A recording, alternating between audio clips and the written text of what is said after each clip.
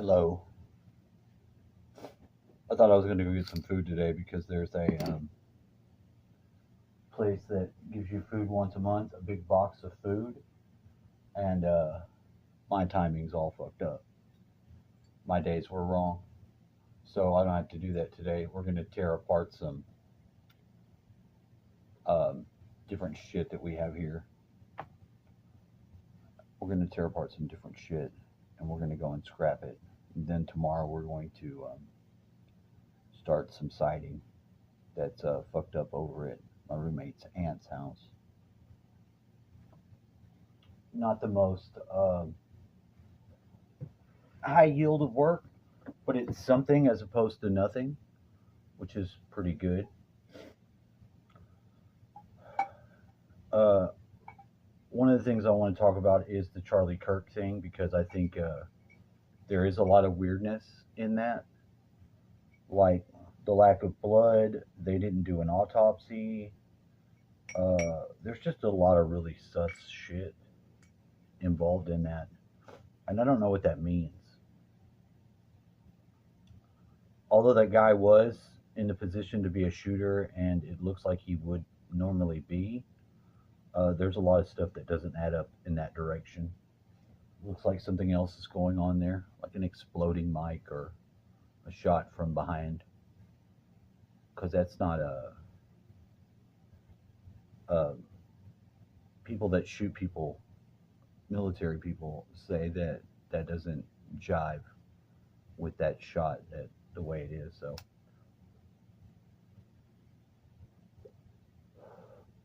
not that that's a big deal,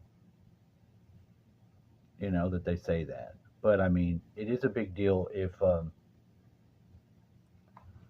they keep doing these like rituals. These are like rituals, you know, because the effect that they have on the people, and there's been so many people that said that they were just so negatively affected by the whole thing because um, just all the elements involved make it very traumatic to other people because like we're all trying to discuss different stuff. Everybody wants to be able to, at least in America, be able to discuss something that you care about or you feel about.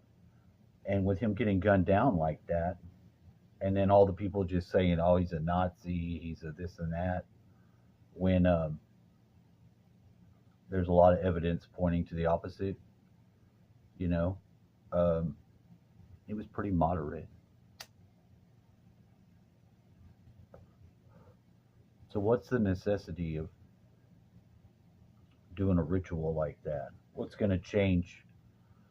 It's going to change the mindset of a lot of people, and those that are doing magic like that, they're already set up to receive that energy benefit, be it chaos, be it fear.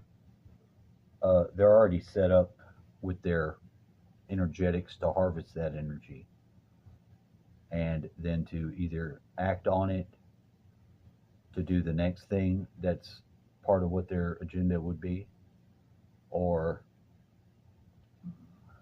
they could store that energy that they would be able to collect, that people will be generating when you show somebody dying like that on prime time where everybody saw it. I didn't see it,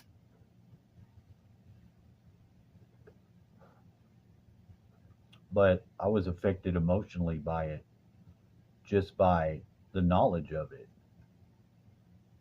And whether or not that event was him really dying, which I do believe he died, I'm just saying there's some things about it that don't make any sense. It seems like it could be more likely that it was a government, or not necessarily our government, but like maybe it could be Israel. Maybe it could be another independent, um, bad-willed actor funding system.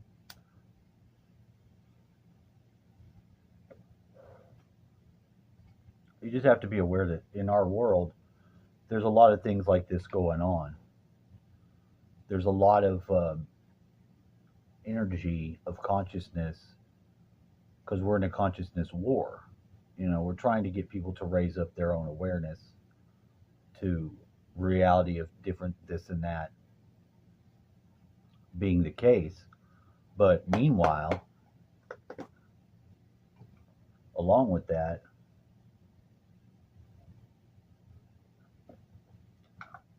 you have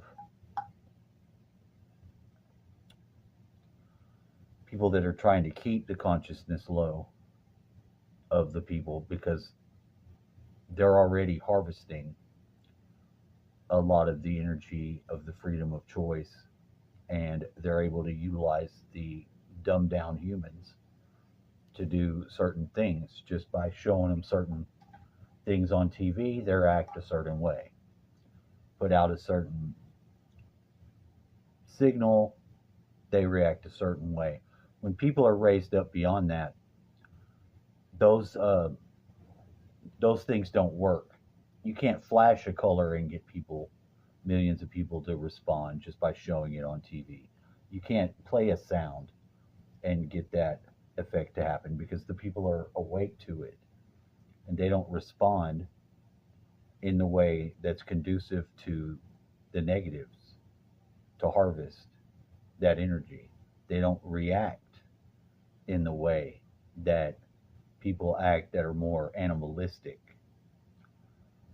And that's just the world that we're living in right now. That's the game that's being played out on the chessboard of reality.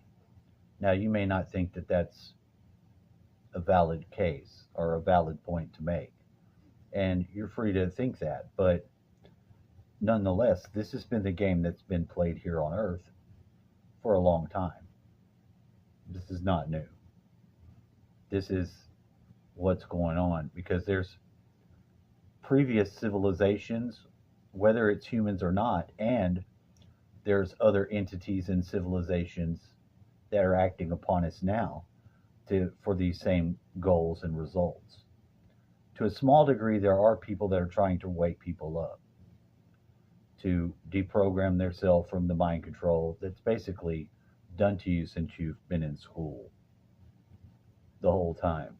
Now there's other means to do it using technology and frequencies and shit like that, especially with these phones. Everybody has one of these, and it's interacting with you the whole time.